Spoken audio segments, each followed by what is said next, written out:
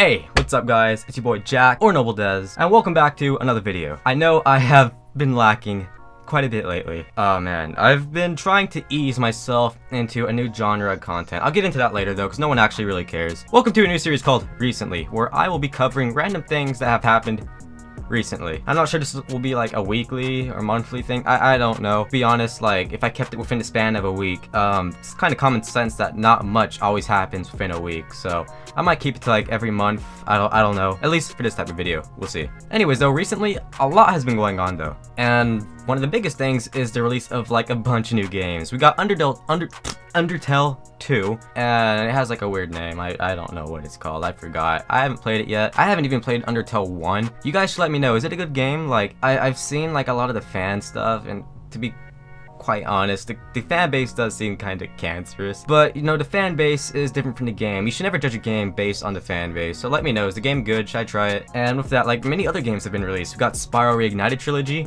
which is something I really want to try. And I'm gonna admit, I'm like low-key salty just because they haven't released it on Switch yet. And we all know it's coming to Switch, right? I hope it is, because I don't have a next-gen console to play Spyro on. And I need my Spyro. We've also gotten Pokemon Let's Go Pikachu and Let's Go Eevee. I'm most definitely going to be playing these eventually. Not sure when, but I mean, Pokemon's Pokemon. Gotta play them all. And then we've had like the final direct for Smash Bros. Announcing like a bunch of newcomers, confirming some DLC, and announcing this guy. Is this some sort of a story mode?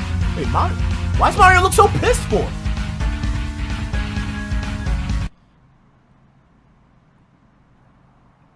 Wait, don't tell me this is some Bowsette shit. Don't tell me they're about to put a crown on the nigga. What? PD Piranha? As a fighter? Yeah, I remember getting online after school and I saw like a bunch of thumbnails and videos talking about the new Piranha plant confirmed for Super Smash Bros. And oh my gosh, bro. I don't hate it. If anything, I think I'm a big fan of it. But I was really hoping for Shadow or for Geno, especially Shadow. I just want Shadow, please, Sakurai. I don't know if he's been I don't know if Shadow's been confirmed as an assist trophy yet, but I really want Shadow to be a character, a playable one. And also keep in mind, just because Shadow's an assist trophy does not mean he can't be a playable character. I believe there's a stage where Toon Link is actually part of the stage, and whenever Toon Link plays on that stage, I believe the version of Link that's on that stage is actually replaced with another character. So many things can happen. Like let's say Shadow is currently being played as by a player. The assist trophy of Shadow could just be disabled or maybe replaced temporarily with something else. I don't know, but anything's possible, guys, especially now.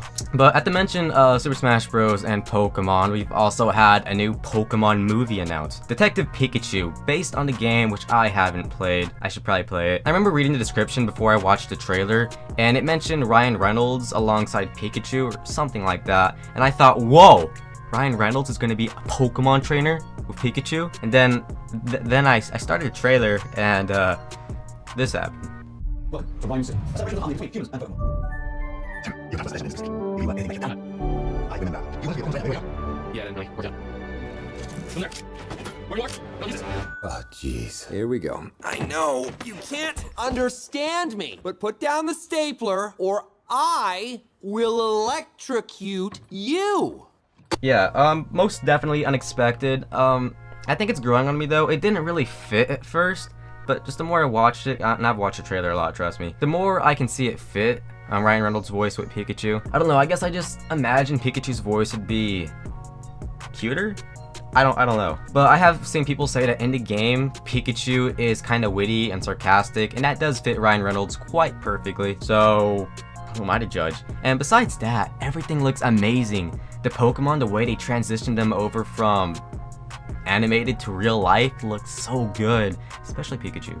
I am really hyped for this movie, and it's going to be a must-watch for me. I don't know what it is, but like, it seems all the gaming movies and shows are actually getting somewhat good. I think it's the Warner Bros. They're currently working on a Sonic the Hedgehog movie. I haven't heard much about it recently, but I really hope it looks as good as this is looking, because I love Sonic the Hedgehog, and I don't want them to mess this up again, at least in the context of shows. Although Sonic X was pretty good. I'm a big fan of Sonic X. But going off that, we do have a sadder turn of events, and that is the passing of Stan Lee. I'm not sure how he died exactly. I'm assuming from old age, but don't quote me on that. He died at the age 95, and it's just really surreal. Like, everyone knew that he was getting old and that his time would eventually come, but at the same time, it's like we just weren't prepared for it. They do have a lot of cameos pre-recorded for, I believe, this entire wave of Marvel movies, so, I mean, at least we still have Stan Lee within those. And whether alive or not, he still is gonna live on through his art, being the Marvel universe. I'm not the biggest Marvel fan, I don't exactly know much about it, but Stan Lee's work has been the pioneer of many things, especially within the context of comic books, and one thing that's comforting is just knowing that he's still gonna live on through his work. On a lighter note of events, well, okay, not really. XXXTentacion.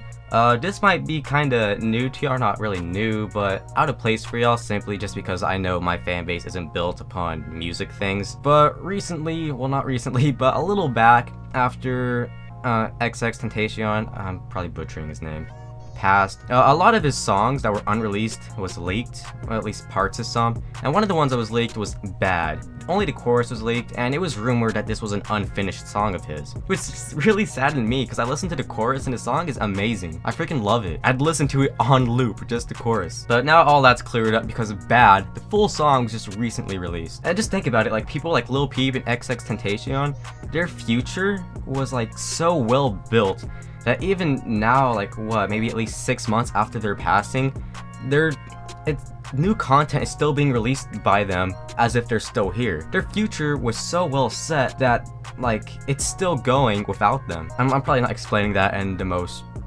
understandable way, but hopefully it makes sense, and I think that's crazy and just really cool, and if anything, just really inspiring and motivating. Now, that's pretty much all the most notable events, in my opinion, that's happened recently, although I have started work on something that I kind of wanted to show you guys. As you know, I did recently leave the modding scene, but that doesn't mean I left the software engineering scene. I love videography, I do love software engineering, I love making like motion graphics, just all that stuff. It's just part of my hobbies. Part of my thing, you know. So I started my own little private side project to make an AI, and it's actually not any sort of AI, it's EB-AI, standing for Emotion-Based Artificial Intelligence, and I wanted to make an AI that would interact and operate completely based on its simulated emotions. I have several ideas and concepts for how I'm approaching this, but currently I'm working with two spectrums, one representing emotion and one representing empathy, and it does have an amplifier, so you know, whenever you're happier, usually it's harder to get saddened, so it kind of works with the amplifier, just in how easy it is for the spectrums to be affected. And I am coding the base of it in C#, although most of the input and output processing is being done on my servers. And I usually make the plans for this in class. Instead of doing my work, I'll work on my own stuff. A lot of the things for Pack Studio, including the 2.5D engine for the model generator, I completely designed in class instead of doing my notes or work, and I don't regret it either. So I'm gonna go ahead and show you a little bit of what I have with EB-AI, because to be honest, he's turning out way better than I thought he would, and I'm really enjoying it. I might go all the way with it and end up releasing him for the public to use, but I'd like you guys' opinion on it. I'm gonna go ahead and show y'all what's up.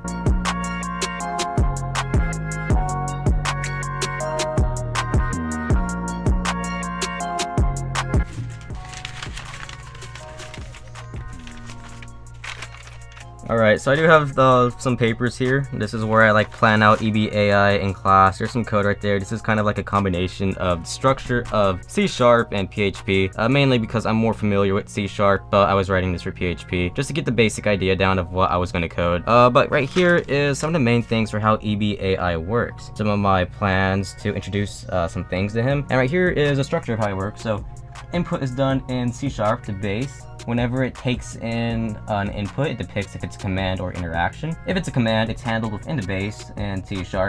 But if it's depicted as an interaction, it goes to my server, which is in PHP, and it just does everything it needs to do. And you know, there's just some other stuff, yeah. And right here is like some of the code if you guys are interested. This is the base, which is done in C#. And I'm sorry for like my shaky hands. I don't have my stabilizer right now. And right here is on my server, the PHP file. It's currently doing the input and output processing. So let me go ahead and just give y'all an example of what EB-AI can do. And I got my mic right here, so yeah, we'll be using that. How many words are in this sentence? And oh shoot, I have the volume turned off, my bad. Here, let's try that again. But you can see what I said is echoed right there. How many words are in this sentence? Words. 7. Alright, so let me go ahead and explain what's going on. Currently, EB AI doesn't actually respond. Not yet. It's currently like I'm like debugging stuff right now. So what I say through the mic is taken and converted into a string. That string is then restructured to be opened up with my PHP file on my servers, and then it's restructured back into a string. And then this right here actually parses through the string for individual words. And oh my gosh, no. Those individual words will be then compared to a library of possible responses with sub-responses. Once a response is chosen, a sub-response will be chosen depending on what its emotion and empathy levels are. A response will then be generated and it will be sent back to the base where EB AI will respond to you. I don't have the library ready yet, so currently I have it parse the string for individual words, and then it echoes back how many words are in that sentence. So let's go ahead and try it again. Turn my speaker back on. So, EB AI, how many words are in this sentence? Words 9. And you can see what I say is put right there. I'm really enjoying this project. I don't know if I'm gonna go all the way with it. Let me know what you guys think. But yeah, that's gonna be it for this video. If you like this whole concept or idea of recently, let me know. And yeah, so if you don't already, make sure to follow me on my Instagram, Snapchat. A lot happens there. Actually, mainly Twitter. Go on Twitter, guys. And yeah, and as for me not like uploading as much stuff, I've been working a lot on getting new gear and just revamping my whole content style. Yeah, I can see that because my setup and stuff has been changing pretty much every video. I'm trying out new things, I'm experimenting a lot, and there's still a lot of new gear I'm trying to get my hands on. Hopefully everything will be all well and done and ready by December, and I can get back to a regular uploading schedule. But yeah, anyways, hope you guys enjoyed. It's been your boy Jack, or Nobledez, and I'll see you next time.